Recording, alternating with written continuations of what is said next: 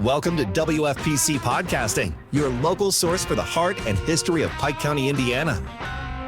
And now, here's your host, Randy Harris. Our guest today is US Congressman Mark Messmer, who is our representative to the federal government to pass or defeat bills through the House of Representatives. He is one of 435 voting members. He's in his first term. However, Pike County is very familiar with him from serving in the State House and then the State Senate. We will be back with Congressman Messmer right after this.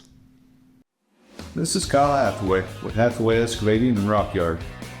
We have the equipment and crew to take care of your earth-moving needs, septic installs, and digging out what you need dug out. We also deliver rock, and we maintain and pump septics. We're just a couple miles away. Call Hathaway Excavating at 812-582-2646.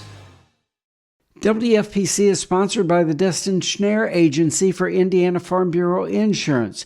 Dustin and his staff, including Tyler Dillon, are right here in Pike County. It's face-to-face, and they guide you through the process of insurance. Whether it's home, auto, farm, commercial, or life, the Dustin Schnare Agency is here to help. Call the Dustin Schnare Agency at 812-766-1117 or stop in at the new office on State Road 61 at Petersburg. This program is sponsored in part by Dr. Clint Schultz with Schultz Eye Care in Petersburg. Schultz Eye Care offers comprehensive dilated eye exams, contact exams, a huge selection of name brand frames for glasses and sunglasses, and if you buy a pair, get a second pair at 50% off and a year's supply of contacts at 25% off. Schultz Eye Care is an independent office and are open through the week except Tuesday afternoon. The phone number is 812-354-9400. Good to see you. Great to be here, Randy. We go way back. We do. Probably 18, 20, maybe more. At least 18. Yeah. 18, 19 years. And I think we probably knew I knew of you when you were mayor, which goes back farther than that. That's way back. Mm-hmm. Congressman, walk us through the journey that has... So, I know your history, but people out there might not. Mm-hmm. Walk us through the providence that has brought you to be our congressman for the 8th District of Indiana. Well, happy to share my history. The start of my push into politics really comes on the heels of the 2005 Base Realignment Commission process. At the front end of that, Crane was, the Pentagon had planned on, scheduling Crane for shutdown. I remember. And I don't think anybody in the outside world knew how close it was. We had Commander Mark Welch come to our Kiwanis meeting in late May of 2005, and he described the process of how the BRAC, started. And the Pentagon told Crane, you're a mile wide and an inch deep in trying to do too much for too many people, and you're not the center of excellence in enough programs. Up to that point, in 2005, they were the center of excellence for the submarine-launched nuclear missile deterrent program since its inception in the 1960s. They do a lot of high-tech programs. They were involved with electronic warfare. They were involved with radar systems. They were involved with special operations, munitions for Navy SEALs and Marine special ops. But they were not deep vertically in enough programs other than strategic missions with the nuclear deterrence program. And he said, we talked through that with the Pentagon. He said, we can fix the internal issues that they brought up. But he said there was two external issues that Crane needed to fix. One was no real economic outreach into the economy of Indiana. They were doing a lot of work for the Pentagon, but most of their contractors were in California, Texas, spread out all across the country, and not much presence in Indiana. And that led in 2006 to the General Assembly standing up the Crane Westgate. And it was a tech park in the middle of a cornfield. And so it took a lot of, between Martin County, Davies County, and Greene County, each have a piece of the footprint of the tech park. And it took a lot. They had to build the roads, the water, the sewer, the gas, everything that it took to build that from cornfields to a tech park. It took a while to get things going. I helped out when I was in the General Assembly in 2008. We took delegations to the Huntsville Tech Park. Huntsville's got a huge defense presence out Huntsville, Alabama. We flew groups from the legislature, from the tech park community, from the governor's office, and we flew delegations down a couple times just to talk about what do we need to do to make sure we're doing the right things to build up defense investment in the tech park, because what they've got there, anything in the rocket space everything that touches a rocket, touches space, is hubbed in Huntsville. And that's it. It kind of helps to have somebody named Senator Shelby. Senator Shelby was able to get a lot of program assignments, to Huntsville. But 40 years ago, they started what we started in 06, and so that was one piece outside the gate. And the second piece outside the gate was lack of interstate access to the base. They said, you all have been talking about building I-69 at that point for 30 years. And they said, we've got 1/3 of all the conventional ammunition for the entire Defense Department stored at Crane.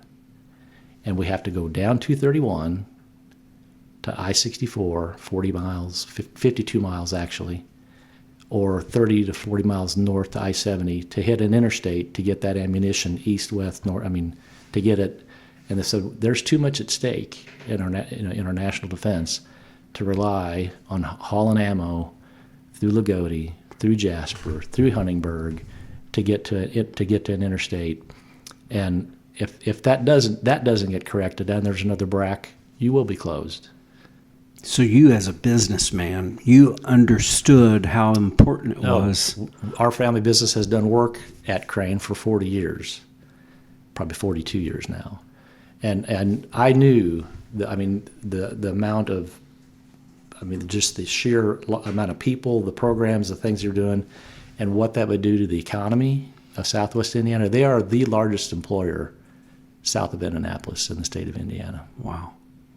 There's still, and today, 8,000 people working inside the gates of Crane and about 3,000 working in the tech park. And so how did that launch me into politics? Right. My first opponent in 2006, Dave Crooks, voted against the funding bill for I-69. I used other words, but I said basically, you are not serious about your job. You know what's at stake, and you're more interested in playing games and poking Mitch in the eye. Mitch Daniels was the governor at the time, than doing what's right for your district and for the people you represent. And I thought, if he survives the 06 election, I'm coming after him in 08. And so the day after the elections in 2006, I started digging in to find out what it's going to take to run in 2008. And I had emailed the governor's official website email address. Now knowing, being a legislator, when you send things to the official office page, if it's political, it doesn't get passed on. I just said, Governor Daniels, I'm a small business owner from Jasper, Indiana. I want to tell me where to turn. I want to run against Dave Crooks. Nothing. I emailed him a month later. Nothing. Well, in about late February of 2007, HRCC, the House Republican Campaign Committee, had hired Reese Collins, who worked for Mike Sauter before that. I knew Reese. No Reese. Yep. He now lives in Newburgh again. He was from Princeton originally. HRCC hired him to recruit candidates for running for the state as state reps in 2008. And Don Hayes was our county chairman at the time, and he had monthly Republican, evening meetings, and Reese was our guest that night, and he rattled off everything he could do to help get your campaign set up. I hadn't told Don. I hadn't told my wife. I hadn't told anybody. It was a calling, that I felt, passionate about pursuing. I had no idea where to start. And after the meeting, I said, Reese, we need to talk. There you go. And so we had coffee the next day, and then we went to Annapolis a few weeks later to meet with House leadership and went through the kind of the interview, the candidate process, and everything through the rest of 2007. I mean, the doors that needed to happen to make that run be successful. And at that time, you still had 4 kids at home. Yep. You had. Yep. I think my oldest at that point was probably a senior in high school. He might have been a freshman in college. He was probably a senior that year. I had a daughter that was, in high school, 2 kids in middle school. And in the evenings, when it came to time to go, helping the kids with homework, I mean, for the lifetime of our kids, I was the parent at home that took care of that. And technology today, and back then in 2007, 2008, it was Skype. Wow. Now you can FaceTime. Wow. Yeah. Now the opportunities are unlimited, but I forgot about Skype. But that's how I was able to continue to tutor my kids in the evenings when I was in the General Assembly. If I couldn't have done that, I probably would have never started. Huh. But knowing that there was processes in place, but I had to get permission from my brothers, who I was business partners with at our family business. Definitely have to get permission from your wife, because if it's a family event, if she's not in, it ain't happening. Right. You've led me to about three other questions, but you are still focused on Crane. Mm-hmm. You're even on the Committee on Armed Services. Yeah. So after I won in 2008, and then Larry Bouchon was running for Congress in 2010, I told Larry when he won, I said, when you're ready to retire, you let me know. I mean, I did everything I could possibly do as a state rep or state senator, on defense policy. Prepare yourself. And to do everything. I mean, there's not a lot you can do to put policies in place that help Crane, but what could be done, I did. I started a group called the Crane Caucus, and I would bring legislators to Crane, every year to tour the facility, to see what they do, just to educate people on the important, national defense impacts and economic impact.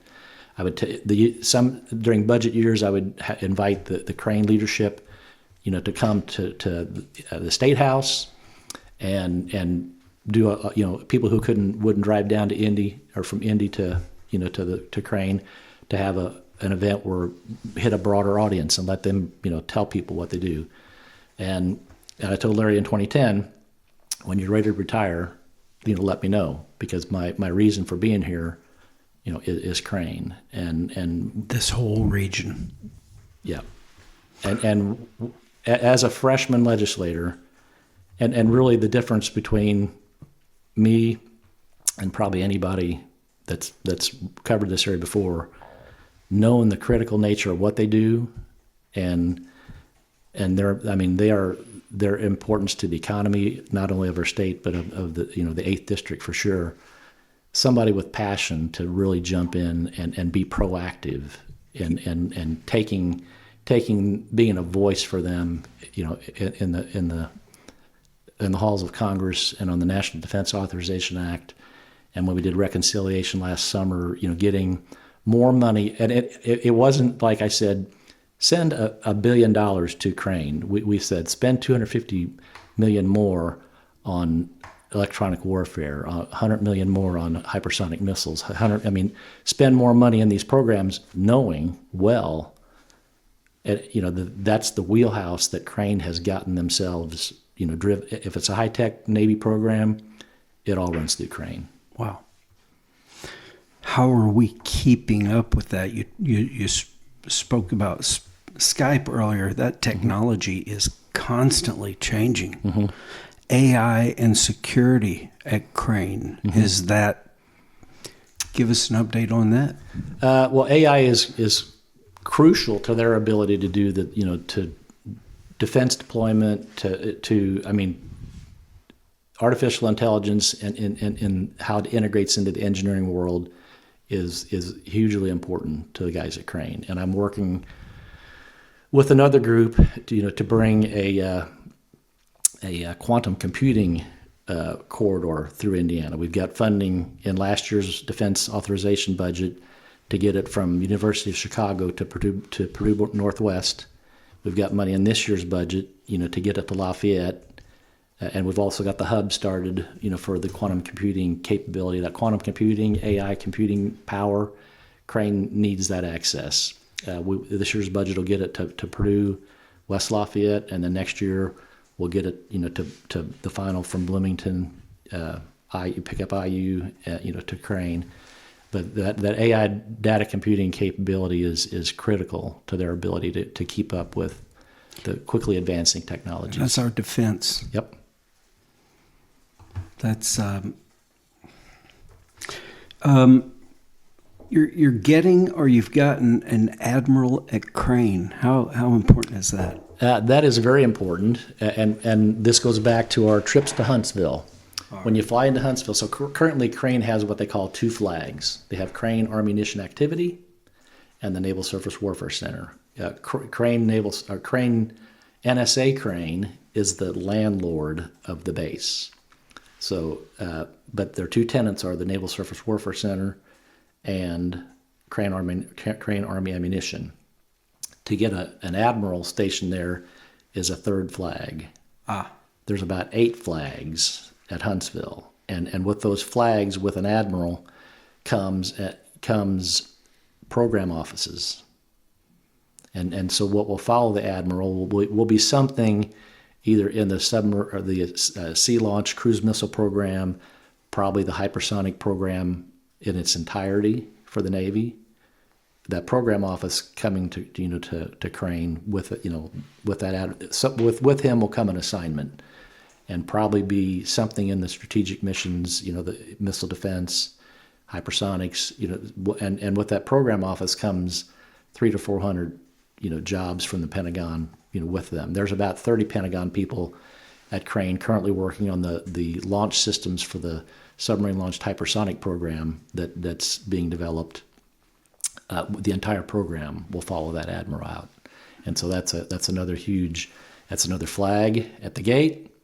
And another program office, and could be multiple program offices, but they feel pretty confident it'll be something in missile systems, more than likely hypersonic, but it could be what they call a program called SLCM-N, submarine launched or sea launched submarine launched cruise missiles with a low yield nuclear warhead on it, and so that program responsibility goes from loosely ran it at the Pentagon, to that field office, to where everything that happens for that program which will be, hundreds and thousands. More jobs in Westgate, more jobs in the base, but just the program office itself will have 300 to 400 people. Wow! Look at what Westgate is compared to you talking about that cornfield just 20 years ago. Yeah, it took about 10 years to really get the infrastructure in place, to get the seed investment started, but mark my word, in 5 years there'll be more people working between the tech park and the new munitions campus, which just today announced a 50% larger footprint in the munitions campus. Wow. There's going to be, by the end of 2027, at the munitions campus, the first project is a joint venture called Prometheus, and it includes Kratos, which is a U.S. company, and Rafael, which is an Israeli company. And they're going to build solid rocket motors for the hypersonic missile program at that munitions campus. It's tied in with Westgate, but where I-69 comes in to the east side is when you come off the exit is where you enter into the Westgate Tech Park. On the other side of the highway is where the munitions campus will be. It's in Greene County. It was scheduled to start with 1,000 acres. They announced today it's going to be minimum 1,500 acres. The first tenant is broke ground, for the first solid rocket motor plant.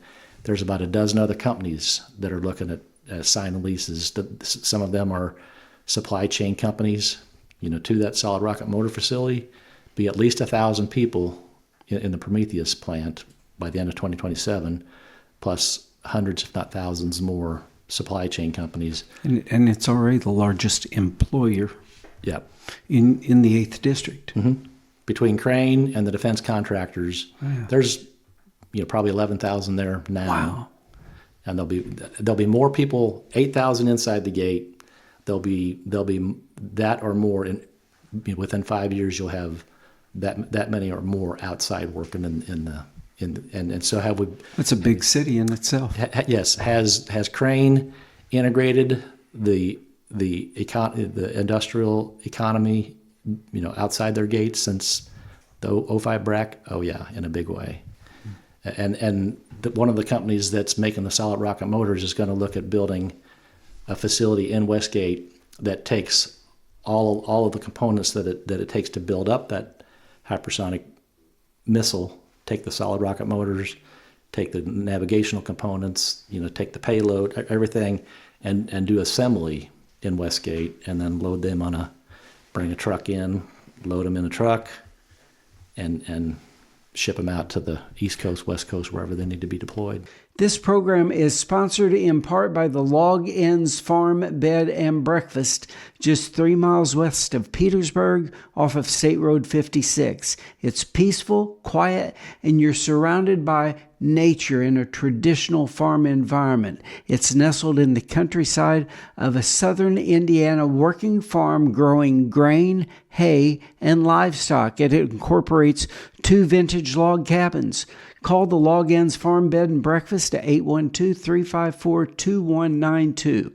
Recently, the real estate market has been unpredictable, but the sun is shining, spring has sprung, and at Harris Real Estate, we have clients looking for homes and properties to buy and sell. Let us help you. Real estate is local. We are local. We know the business. We know the community. Harris Real Estate has listed and sold hundreds of properties right here. We know Pike County. Harris Real Estate, 812-380-1065. Spring is here, and it's time to get winter off of your vehicle. When you wash your vehicle on a regular basis, there are many advantages. You're easier to see, you preserve the life of your vehicle, help maintain its value, enhances vision, and it just looks better. And washing with a wand, you can get into those crevices underneath, brush with a soft bristle brush, and then hose it off. Stop by Petersburg Car Wash today, 401 South 9th Street, Petersburg. Keep it clean. I saw a clip. I think it was you and Pete Hegseth on a shipping crisis. Explain that to us. Well, we have a large lack of industrial capacity to build ships in this country. Defense capable ships and commercial. And Senator Young is working pretty aggressively on a program, a bill he calls the SHIPS Act, and that's to build out in the middle of the U.S. You're maxing out your shipbuilding capacity on the coast. Right. So let's do modules of that on the Ohio River, on the Mississippi River. And then piece them together. And Lake Michigan, take the Great Lakes region, send those modules out, to the East Coast to then be, to Norfolk. Yep. We've got a huge shipbuilding operation, barge building operation in Spencer County, Indiana. Might be Perry County. I don't know exactly whether that falls into. It's right on the border. Corn Island Shipyard. Yes. Big operation, and could easily build modules for ship production right here in the 8th District. Easily. They got their. I went and talked to their owners a couple weeks ago. Fascinating story about how all that came together. Probably 25 years ago, the shipbuilding industry, there was a bunch of tax incentives, and people built and built and built and overbuilt. And there was more barges, ships, tugs on the market than there was market for them. Need for and places like Jeff Boat in Jeffersonville, a lot of those companies went bankrupt. And so Don said, I might have some interest in this. And over about a 10-year period, he went to auctions and got shipbuilding Good equipment, prices. Pennies on the dollar on auctions. He said it cost him more to ship it than what he to paid Corn for. Island than what he paid for it. And he said, once I had, all the components that I needed to get into the shipbuilding business, I had to find an engineer, a naval engineer, who knew how to do it. And so he hired Bud, and Bud came in and kind of, stepped them through the process. And he said, I mean, they do tens of millions of dollars worth of, probably hundreds of millions of dollars of barge work, tugboats, for stuff that goes out in the open water in the ocean to the Great Lakes, to up and down the Mississippi. Just a lot of amazing things that over the last 15 years they've become a major player in the boat building industry. I remember when they were pretty new. Mm-hmm. Yeah. Moving away from armed services, you're also on the committee on education and workforce. Mm-hmm. Talk to us about the state of public education right now. Well, I do appreciate where President Trump is going. There's no federal authority for the federal government to be in the education business. It's a state constitutional mandate. Every state's charters or constitutions say provide free public education. In Indiana's, it says free public education by any available means. And so we've got a pretty robust, charter school system, voucher school system, public school system, and competition. When public schools have competition with non-government, school entities, it raises the performance of everybody. And so that's really a healthy situation that we've... The American way. Yeah, absolutely. Competition is good for everybody. Up until 1975, or 1979, there was no Department of Education. All of the current low-income funding programs, the special ed funding programs, all existed before 1979. And what President Trump and Linda McMahon are doing are setting up memorandums of understanding, setting up contracts with the Treasury Department, with the Labor Department, with the agencies that house those programs before the formation of the Department of Education. We don't need the federal government setting education policy. And what the plan is to do is to take that special ed money, that low-income student money that the federal government sends to our states, which in Indiana is about 10% of our school budgets. It'd be a little tough to not have that, but their goal is to block grant that to the states and let the states determine how to spend it without all the strings attached.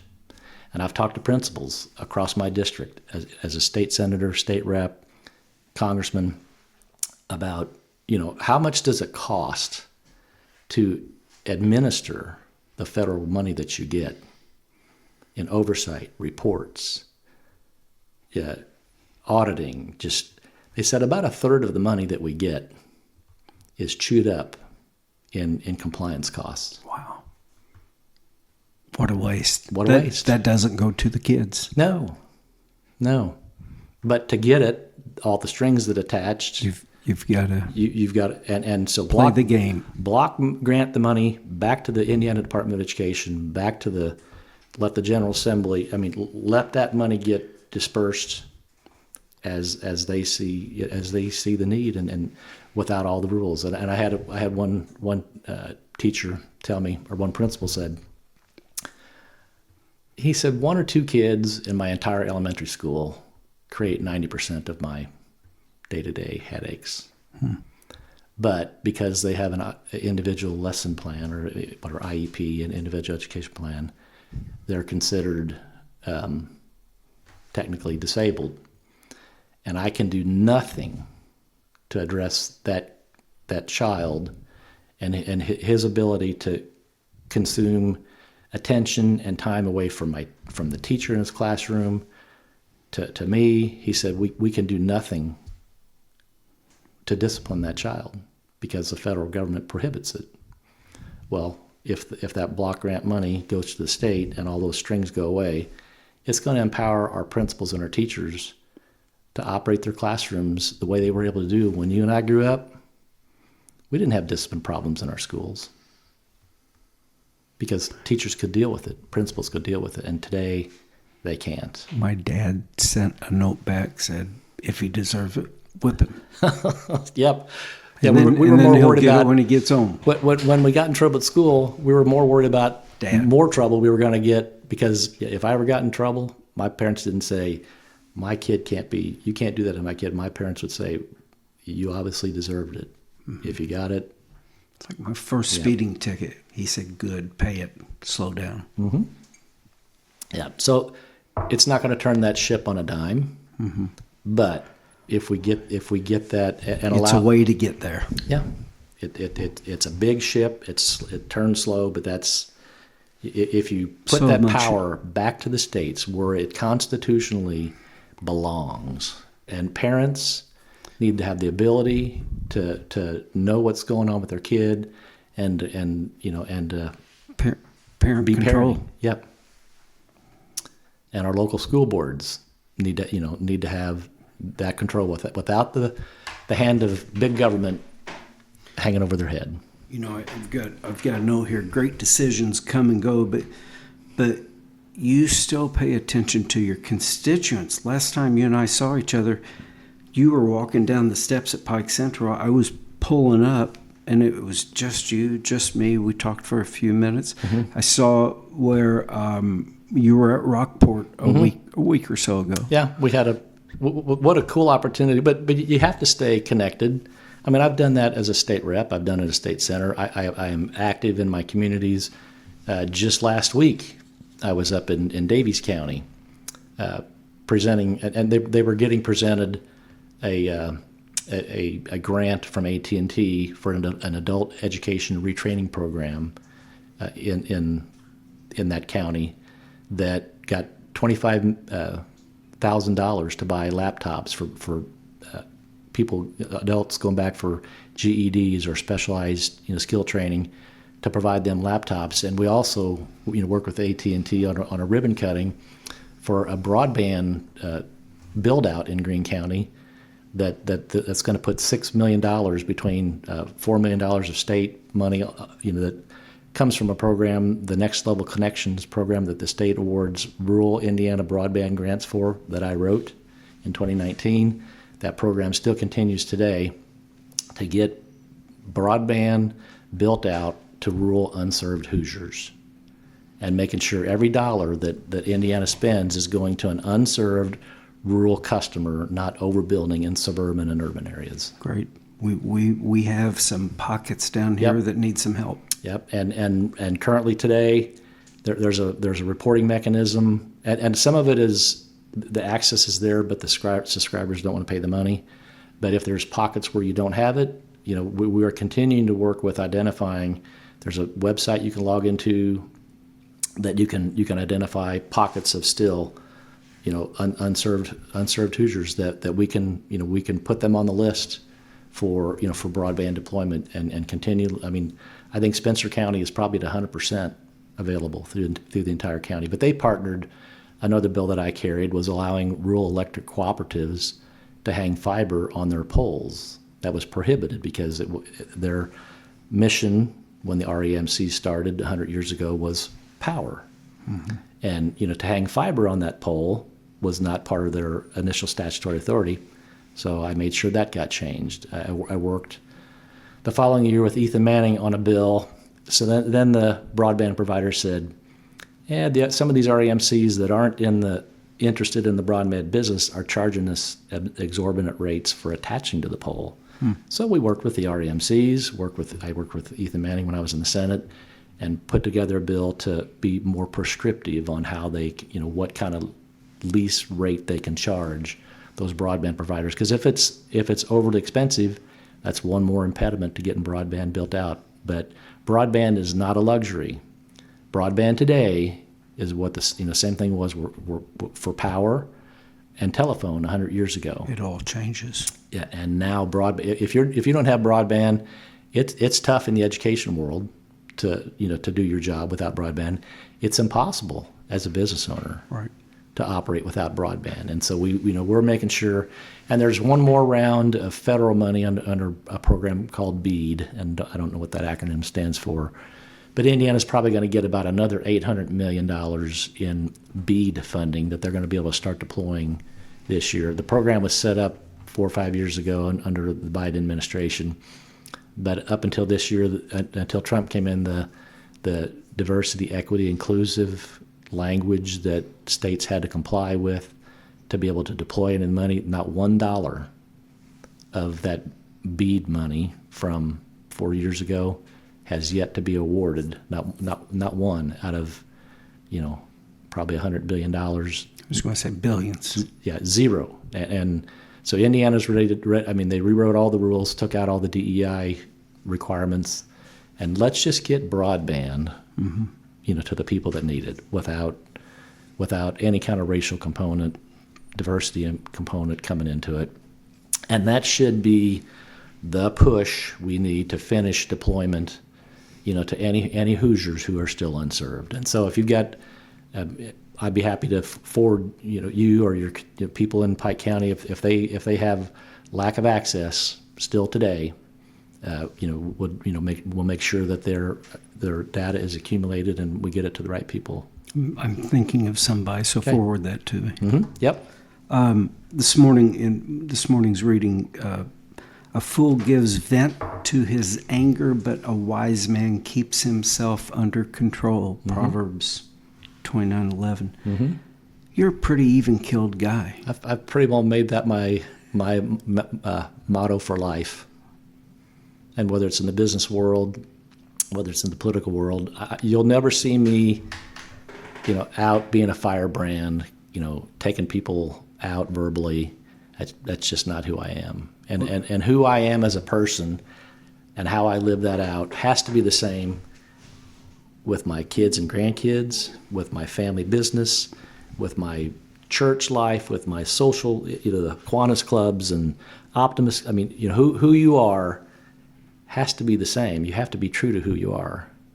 And if you want somebody who's going to go up there and tear people a new one and scream at people, it ain't me. If you want somebody who's going to be at the State House or in Congress, who's there, serious about getting problems fixed, serious about getting the job done, and level-headed and thoughtful and conscientious, then that's what I've done for 18 years and I'll continue to do. But you're in the midst of craziness. Well, I'll give you this thought. I can tell you within the committees, 90% of us, maybe at least 80% of us, are there, even rational. And a couple of my best friends, freshman colleagues that came in. So after the election in 24, you spend 2 weeks in D.C. with the Democrats and the Republicans. I think there was 59 of us total, and made some friendships that during that time period. And I've worked on committees with some of those folks. Spent a lot of time in Armed Services Committee, between committees and subcommittee hearings and security briefings, and so you get to know these people pretty well. And both bipartisan. Bipartisan, and the vast majority of people out there are level-headed, logical, not the firebrand. And I don't care if it's people on the Republican side or the Democrat side. If you see them on TV every day, and it's not Mike Johnson, or it's not Senator Thune, or it's not Hakeem Jeffrey, if it's not a leadership person and you see them every day on the news, they're not there to get work done. They're there to attention for themselves. They want their own attention for their own social media following, for their own agenda. They're there using that as a stepping stool to get. They want to be in the broadcast world. And how do I get in the broadcast world? I make a name for myself, with Fox, with CNN, pick your flavor. If they're there and they're on TV every day, they're there with an agenda. Some of those didn't turn out so well recently. Nope, they did not. Nope. Democrat and Republican. I saw Al Green got beat Tuesday in Texas in his primary, and the last 2 years at the State of the Union, he's the guy you saw shaking his cane and cursing at the president, and did it intentionally to get escorted out for the show and the parade that then he could use politically. Well, his constituents decided they had enough of that. things that are affecting us, and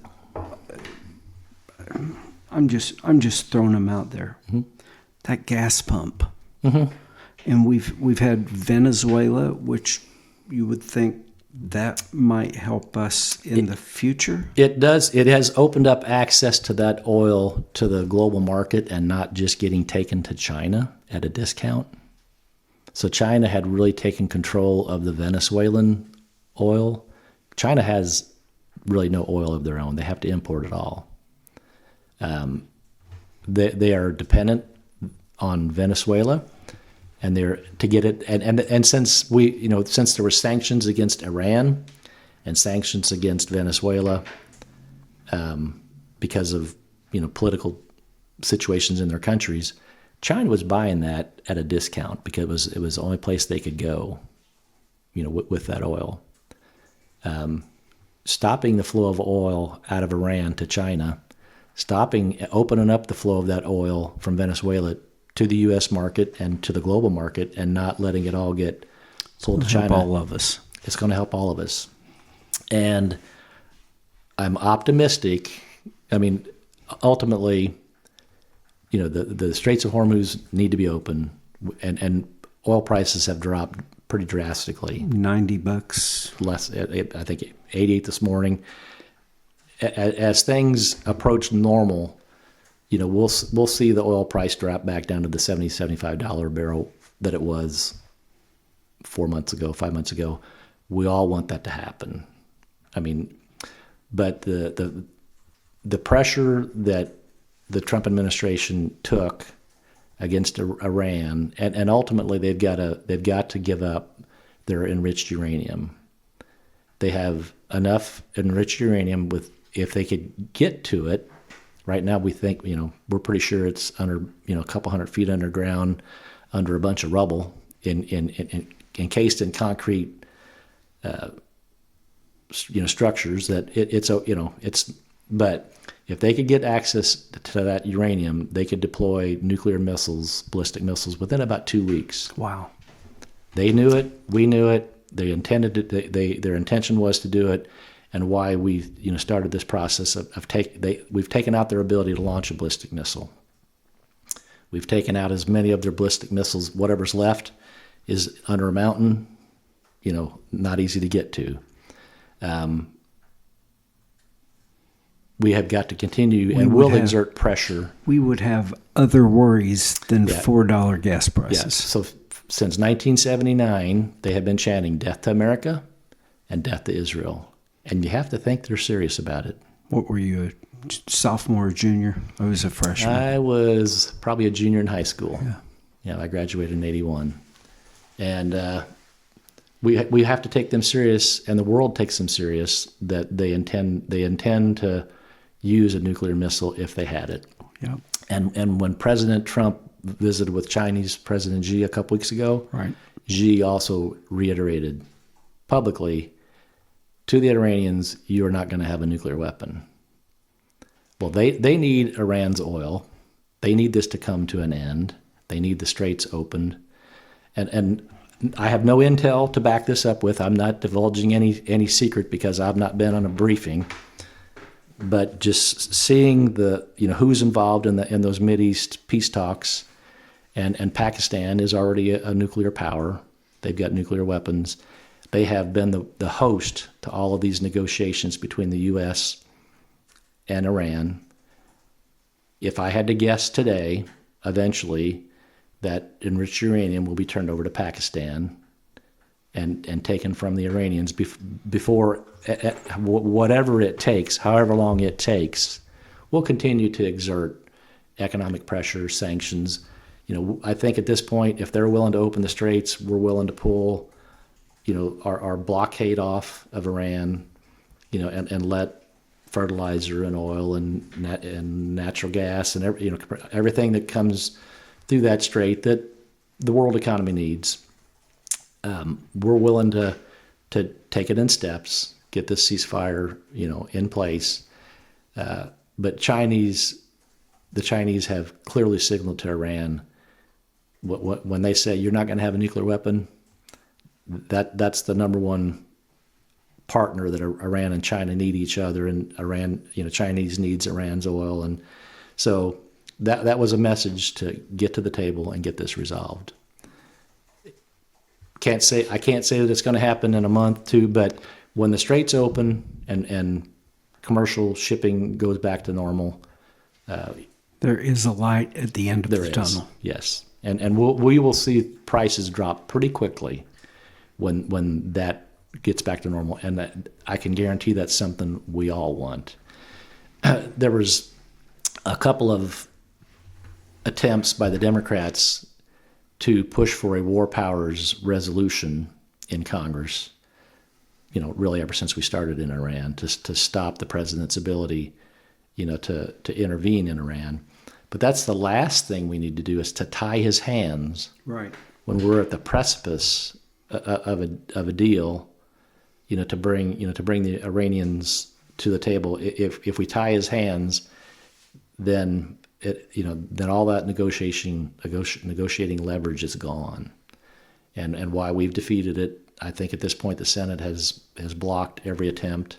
We had a couple of Democrats vote with the Republicans in the Senate a few weeks ago to stall it out, I think at 50-50. I think Fetterman was one of the Democrats that backed the Republicans to block it in the Senate. We've continued to block it in the House. But we have got to let the president have the negotiating leverage that he needs to keep the Iranians at least. And do we trust their word? No. Will we continue to monitor them like a hawk? Absolutely. And we'll keep their feet to the fire, and make sure the commercial channels of shipping are open. And ultimately, whatever sanctions and whatever it takes to keep the economic pressure on them, to get their nuclear stockpiles turned over, we won't stop until that's done. Have to. You mentioned Fetterman. Who would have thought he would come through? Of course, we only see the clips, but wow, he's been a voice of reason, a logical person. Yeah, that's all we want. Talking about it on the House side, are there really those kind of logical people there? Yes. So I get to work with a lot of, and Don Davis is a freshman Democrat from North Carolina. He and I are on armed services together and agriculture together, and got to know each other well. Actually, my daughter and son-in-law lived in his district when they were living in North Carolina. They moved back about a year and a half ago, but they were in Don's district, and he is as level-headed, common sense as anybody you'd ever meet, and really he and I have become pretty good friends. Sarah Elfrick from Maryland, same thing, on armed services together. Logical, thoughtful, problem-solving people. There is still bipartisanship, but it doesn't make for very good news clips. Well, no, of course it doesn't. When you click your phone, if that sensational headline, if it doesn't get you to click, you don't click that story, they don't get any advertising dollars. And I don't care if it's Fox News or CNN or the rest, they don't get viewers unless you're upset about something. When you and I started watching news, it was Chet Huntley and David Brinkley, and they were journalists. And today it's journalism is gone. Yeah. Everybody's got their spin, whichever side of the argument you come from. And that's unfortunate. I mean, social media, 24-hour news has really hurt the ability, for working bipartisanly, openly. Because, if I work with the Democrats, then the conservative news media comes after me. You're a traitor. You're working with it. And the same with them. If they appear to be working with the Republicans, then the hard left AOC crowd comes after them, and they fear getting challenged in the primary from the far left, and so the extremes on both ends really dominate. Who's on the news all the time? The people on the fringes, the people that they know they can coax a sound bite out of that then gives them the sensational headline that they want. Yeah. So not healthy to the process. We appreciate you trying to wade through all the mud. Yeah. Well. It's an honor to do it and an honor to be there. you mentioned margins are so narrow. You've got a trifecta right now, but barely.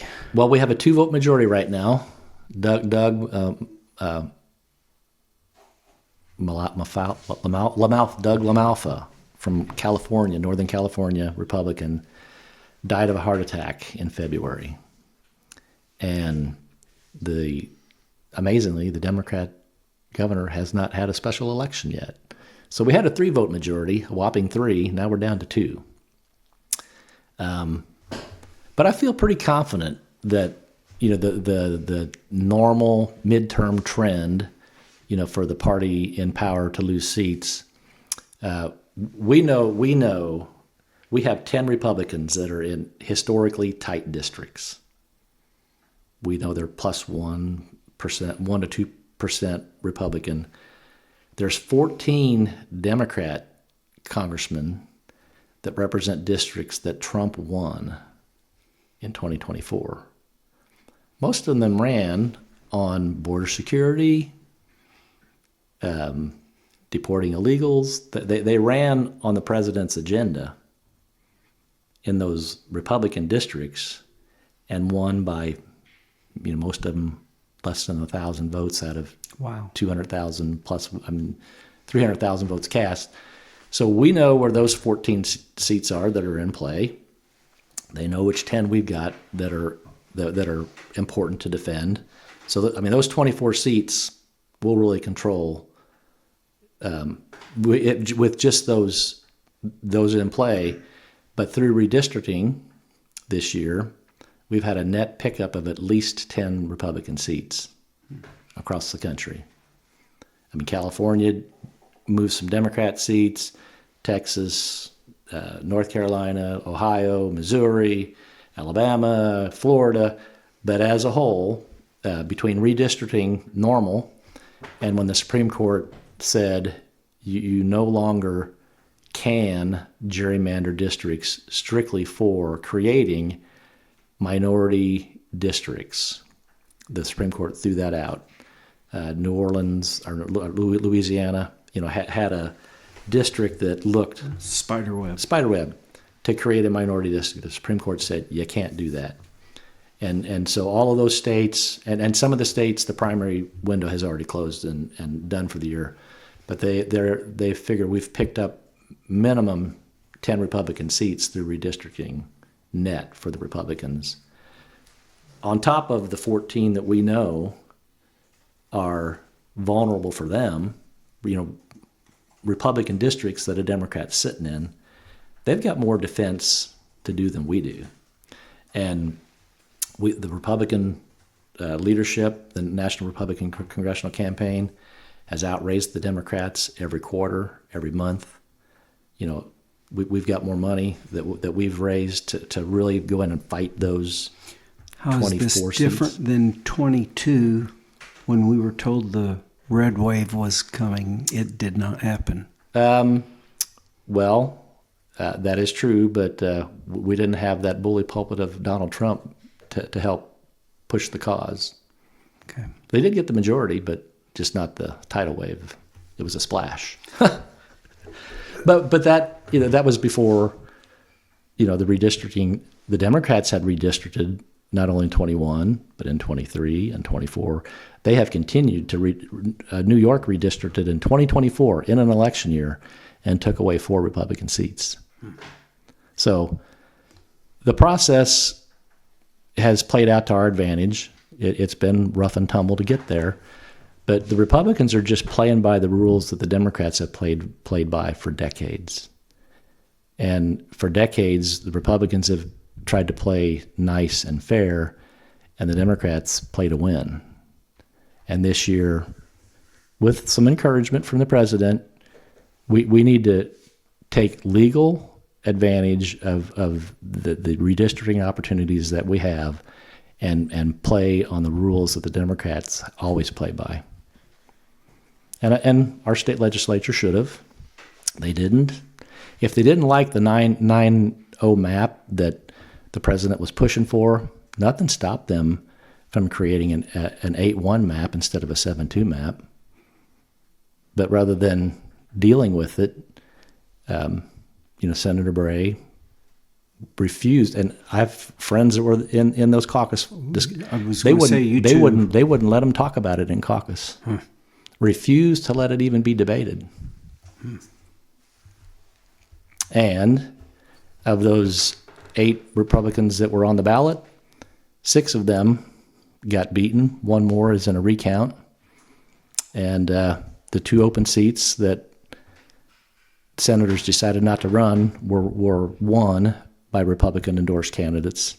So there'll be 8 to 9 new Senate members, come November. And then they can decide if they feel it's time for a leadership change. If there's not, I expect in 2028, that Trump will engage with the rest of them that are on the ballot in 28. I mean, they lost some key leadership people. I think everybody that lost was a committee chairman. Wow.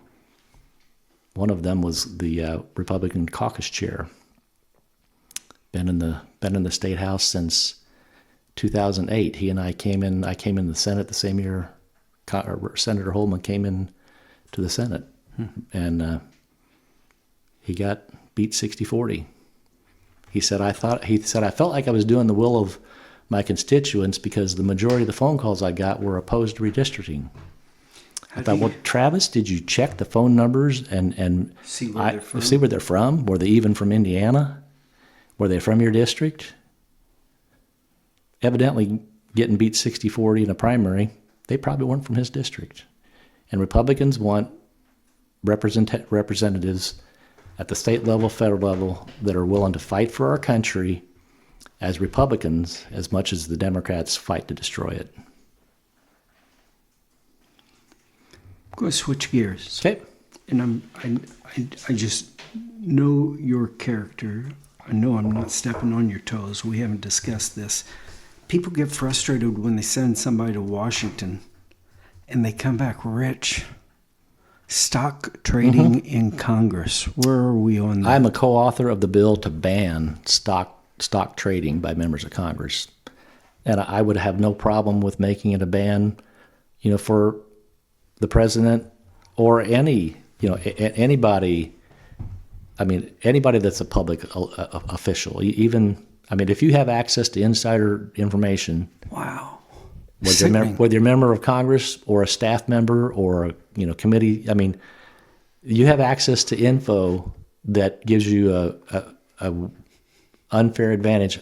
How could Nancy Pelosi have the top-rated stock trading history beats any Wall Street insider 2-1 in performance over her stocks? Well, I own one individual stock.